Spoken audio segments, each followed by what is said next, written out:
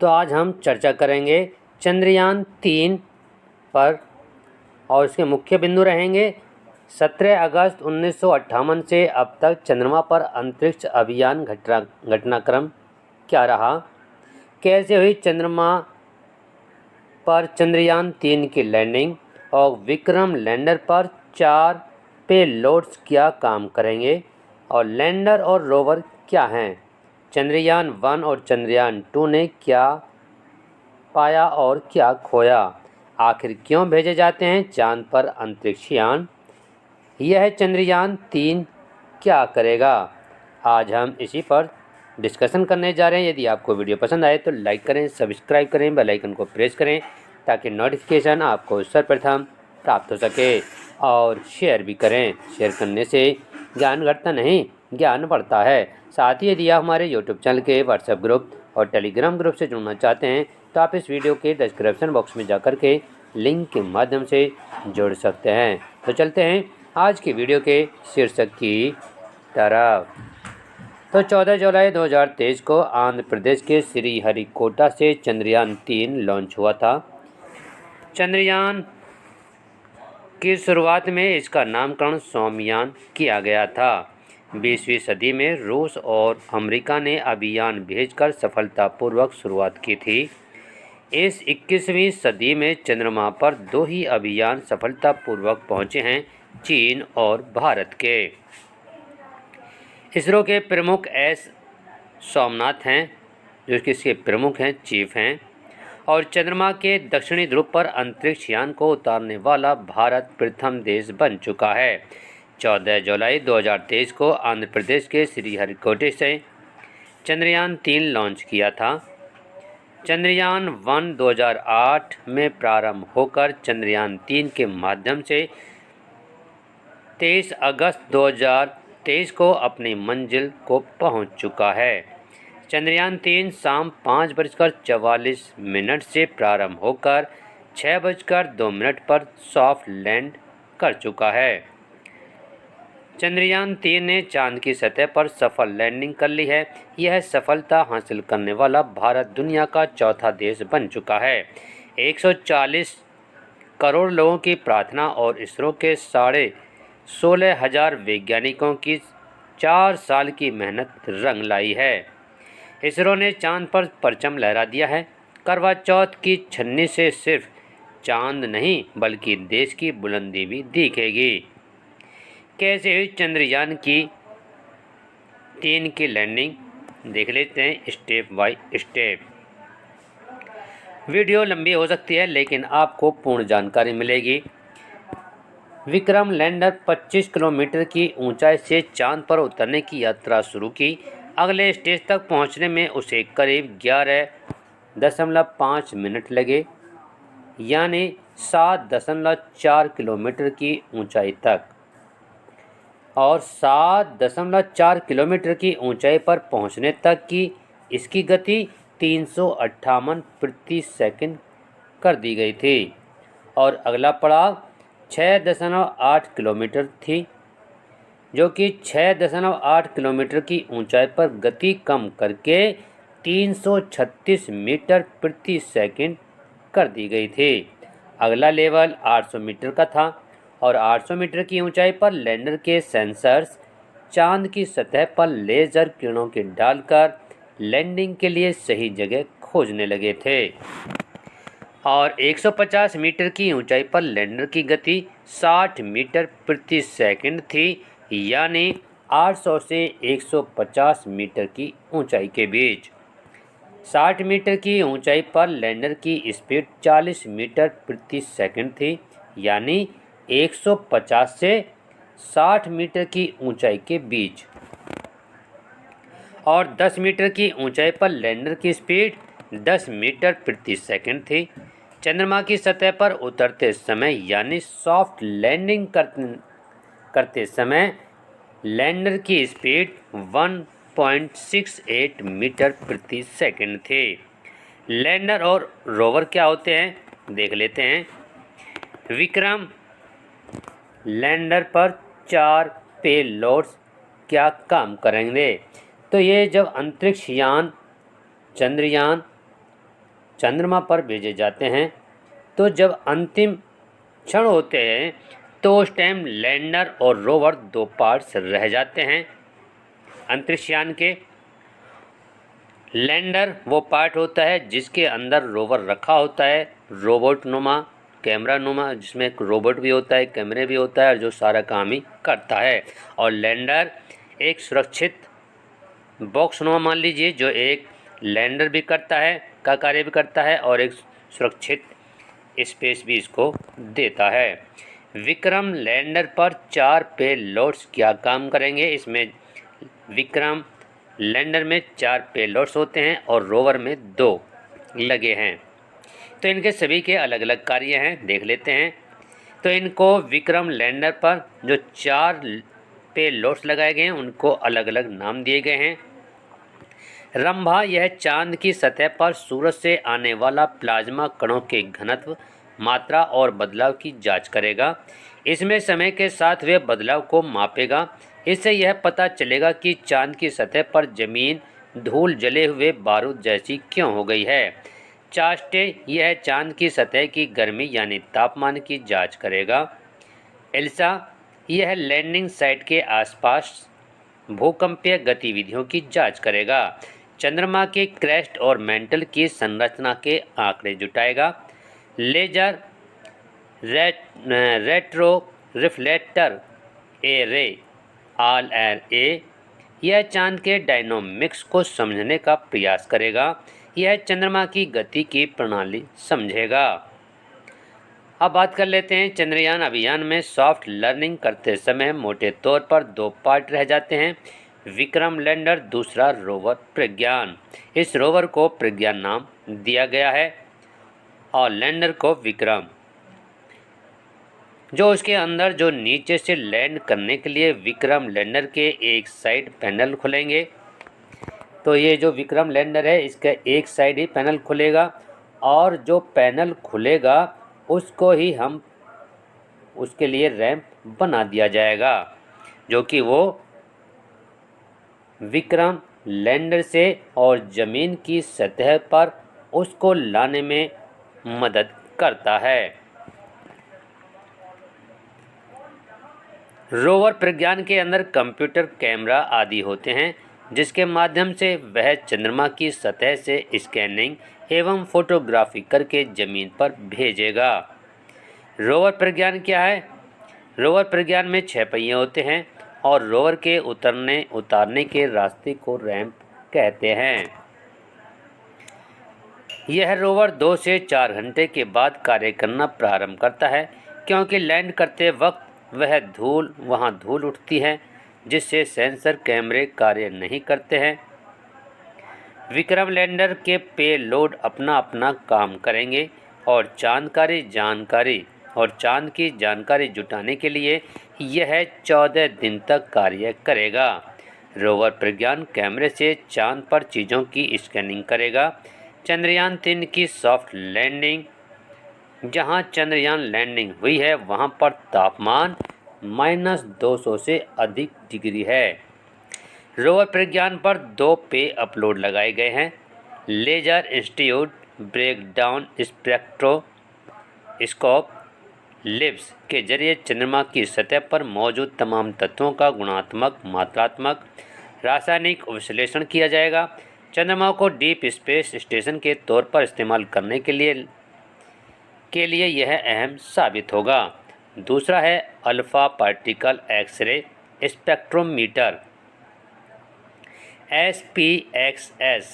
Landing site के आसपास चंद्रमा की धूल और चट्टानों की मौलिक संरचना का पता लगाएगा। खासतौर पर धूल में magnesium, aluminium, silica, potassium, calcium, titanium में आयरन की मौजूदगी का पता लगाएगा। 14 दिन तक यह शोध चलता रहेगा। रात को चंद्रयान काम नहीं करेगा क्योंकि बिना सौर ऊर्जा के इसके पैनल कार्य नहीं करते हैं और 14 दिन के पश्चात वहां पर अंधेरा हो जाएगा और सूर्य का प्रकाश आना बंद हो जाएगा, जिससे कि यह हमारा रोवर कार्य नहीं करेगा और जब हमारे 14 दिन पूर्ण हो जाएंगे तो ये वहीं पर निष्क्रिय हो सकता है। चंद्रयान 1, चंद्रयान 2 इन्होंने क्या पाया और क्या खोया? तो चंद्रयान 3 से पहले चंद्रयान 1, चंद्रयान 2 को भी लॉन्च किया जा चुका है। पहले देख लेते हैं लॉन्च। चंद्रयान 1 जो किया गया था वो 22 अक्टूबर 2008 को लॉन्च किया गया था। इसमें 90 किलो के 11 उपकरण थे। यह 14 नवंबर 2008 को चंद्रमा के दक्षिणी ध्रुव में मौजूद शेकलटन क्रेटर के निकट चंद्र सतह से टकराया। इससे मिले डाटा ने चंद्रमा पर पानी की मौजूदगी की पुष्टि में मदद की। इसने चंद्रमा की कुल 3400 परिक्रमा की। इसकी उम्र 2 साल मानी गई थी। हालांकि अगस्त 2009 में इससे संपर्क टूट गया था। इसे 2012 में चंद्रमा पर गिरना था, लेकिन 2016 में भी नासा ने इसे चंद्रमा की परिक्रमा करता पाया। चंद्रयान 1 ने चंद्रमा पर धातु व खनिज पहचाना। चंद्रमा की चट्टानों में लोहा तत्व रखने वाले खनिज व अन्य स्थलों पर एल्यूमीनियम, मैग्नीशियम, सिलिकॉन, टाइटेनियम और कैल्शियम की पहचान की। चंद्र सतह के 5 मीटर तक की रेजोल्यूशन के 70,000 तस्वीरें ली गई थी। तिकोना पिरामिड जैसे पहाड़ की तस्वीर की पूरी दुनिया में चर्चा हुई और लावे से बने 360 मीटर तक की लंबी गुफाएं खोजी, जो भविष्य में बेस बनाने में उपयोगी साबित हो सकती हैं। अब चर्चा कर लेते हैं चंद्रयान 2 पर, जो कि है 22 जुलाई 2019 में चंद्रयान 2 को लॉन्च किया गया था। इस बार इसके साथ लैंडर और रोवर भी भेजे गए थे, जो कि प्रथम में लैंडर और रोवर नहीं भेजे गए थे। इस अभियान का लक्ष्य विभिन्न उपकरणों से चंद्रमा का वैज्ञानिक अध्ययन और चंद्र सतह पर लैंडर को उतारने में रोवर को चलाने की भारत की क्षमता को प्रदर्शित करना था। भारत अधिकतर तकनीकी प्रदर्शन करने में सफल रहा। अभियान आखिरी चरण में लैंड धीरे धीरे उतारने के बजाय क्रैश हो गया था, लेकिन अभियान के आंशिक असफलताओं की कुछ भरपाई ऑर्बिटर ने अपनी कुशलता से की। इसे 1 साल कार्य करने के लिए बनाया गया था, लेकिन माना जा रहा है कि यह कम से कम 7 वर्ष तक काम करता रहेगा। इस दौरान यह मूल्यवान वैज्ञानिक डाटा तैयार करेगा। चंद्रयान 3 की लैंडिंग, जो कि 23 अगस्त 2023 को हुई थी, हम ऊपर कर चुके हैं। अब देख लेते हैं आखिर क्यों भेजे जाते हैं चांद पर अंतरिक्षयान। यह चंद्रयान क्या करेगा? चांद पर अंतरिक्षयान शोध करने के लिए भेजे जाते हैं। पृथ्वी सहित सौर मंडल के इतिहास को समझने में मदद मिलेगी। रंभा सूरज के प्लाज्मा के कणों की जांच करेगा। चांद की बनावट, उसके तत्वों की जांच करेगा। चंद्रमा पर मिट्टी, पानी, ऑक्सीजन एलिमेंट्स, धातु पर कैसे शोध करने के लिए चंद्रयान 3 चंद्रमा की पृथ्वी का अध्ययन करेगा। वह पृथ्वी जैसे ग्रहों की खोज करेगा। और चंद्रयान 3 ने की सफल लैंडिंग। साउथ पोल पर लैंडिंग करने वाला बना भारत विश्व का प्रथम देश। और चंद्रयान 3 में 615 करोड़ लागत आई थी इसके पूरे बनाने में, लैंडिंग तक। और इसरो क्या है, इस पर हम चर्चा कर लेते हैं, क्योंकि इसरो की इसमें महत्वपूर्ण भूमिका होती है। ISRO Indian space research organisation अर्थात भारतीय अंतरिक्ष अनुसंधान संगठन का गठन 15 अगस्त 1969 को हुआ था। इसरो का मुख्य कार्यालय कर्नाटक के बेंगलुरु में स्थित है। इसकी स्थापना करने वाले विक्रम अम्बालाल साराभाई थे, जो इसके जनक कहे जाते हैं। इसरो का पहला सैटेलाइट आर्यभट्ट 19 अप्रैल 1975 को रूस से लॉन्च हुआ था। 17 अगस्त 1958 से अब तक चंद्रमा पर भारतीय अंतरिक्ष अभियान घटनाक्रम क्या हैं देख लेते हैं। ये पूरे विश्व के हैं, जो हम आगे चर्चा करने जा रहे हैं। चंद्रमा की ओर अमेरिका ने पृथ्वी का सबसे पहला अभियान पायनियर 0 नाम से 17 अगस्त 1958 को भेजा, लेकिन यह ऑर्बिटर मिशन 16 किलोमीटर ऊंचाई पर फट गया और ये असफलता की सूची में शामिल हो गया। सोवियत रूस ने 23 सितंबर 1958 को लूना अभियान चंद्रमा पर टक्कर मारने के लिए भेजा, लेकिन यह भी विफल रहा। अमेरिका ने 3 मार्च 1959 में पायनियर 4 के जरिए फ्लाई बाय मिशन में पहली आंशिक सफलता मिली थी और सोवियत रूस ने 14 सितंबर 1959 को लूना 2 से चंद्रमा पर टक्कर मारकर इतिहास रचा था। पहली बार मानव ने अपना यह चंद्रमा पर पहुंचाया था ये अभियान, ये अंतरिक्ष यान। और सोवियत रूस ने चंद्रमा पर सॉफ्ट लैंडिंग भी सबसे पहले करवाई और उसका लैंडर मिशन लूना 9 चंद्रमा पर 3 फरवरी 1966 को उतरा था। सोवियत रूस ने पहला सफल ऑर्बिटर मिशन भेजा, जो कि 3 अप्रैल 1966 को उसका लूना 10 चंद्र परिक्रमा करने वाला पहला मिशन बन चुका है। और अमेरिका को चंद्रमा पर पहले सॉफ्ट लैंडिंग 2 जून 1966 को सर्वियर 1 मिशन के जरिए सफलता मिली थी। अमेरिका को सबसे बड़ी सफलता 20 जुलाई 1969 को अपोलो 11 मिशन के जरिए चंद्रमा पर पहली बार मानव को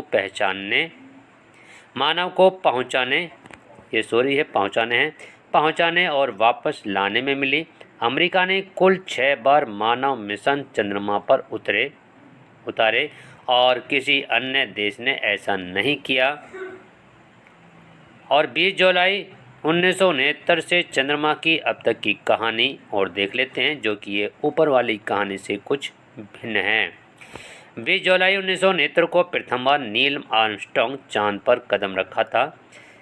3,84,400 किलोमीटर पृथ्वी से दूर चंद्रमा पर चहलकदमी की और एल्डर ने भी उनके साथ 15 मिनट तक समय बिताया था।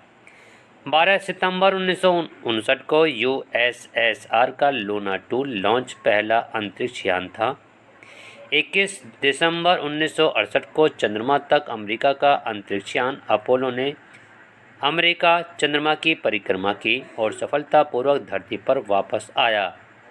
पहला मानव चलित अंतरिक्ष यान अमेरिका का यही था। 20 जुलाई 1969 को चंद्रमा पर उतरा इंसान और अपोलो 11 अंतरिक्षयान में गए थे, जिसमें Neil Armstrong, admin bridge Aldrin थे। और अपोलो 12 से चार्ल्स पीट कॉनरैड एलन बीन गए थे और अपोलो 14 से Alan B Shepard junior, Edgar D Mitchell गए थे और अपोलो 15 से David R Scott, James B Irwin गए थे और अपोलो 16 से जॉन डब्ल्यू यंग ब्लू, चार्ल्स एम ड्यूक गए थे और अपोलो 17 से Eugene Cernan, Harrison H Schmitt और अंतिम बार 1972 में चंद्रमा पर जो उतारे थे। चंद्रमा को पाने के लिए 12 देशों ने सपने देखे, जिसमें 141 अंतरिक्ष अभियान जा चुके हैं और यह प्रारंभ हुए थे। कुछ सफल हुए और कुछ असफल हुए, जिनमें 59 विफल रहे, तो वहीं 5 आंशिक सफलता मिली थी 5 को और 69 को सफलता मिली थी। चंद्रमा की ओर दौड़ का परिणाम है कि अमेरिका ने अब तक 59, तो सोवियत रूस ने 58 और अभियान चलाए और इसके बाद चीन ने 8, जापान ने 6 और भारत ने 3 मिशन चंद्रयान 3 को शामिल करके 3 बैठते हैं, जो कि ये चलाए और बाकी एक अभियान अन्य देशों ने चलाए थे। 1 अगस्त 1971 को कमांडर डेविड स्कॉट ने वाहन चलाया था चंद्रमा पर प्रथम बार और 2 फरवरी 1971 को एलन शेफर्ड ने गोल्फ खेल खेला था चंद्रमा पर प्रथम बार। और चंद्रमा पर वायुमंडल पृथ्वी की तरह नहीं है। हीलियम, नियॉन और आर्गन गैस के कारण गुरुत्वाकर्षण वहाँ पर 6 गुना कम होता है। इस तरह से यदि आपको ये जानकारी अच्छी लगी हो तो लाइक करें, सब्सक्राइब करें। थैंक्स।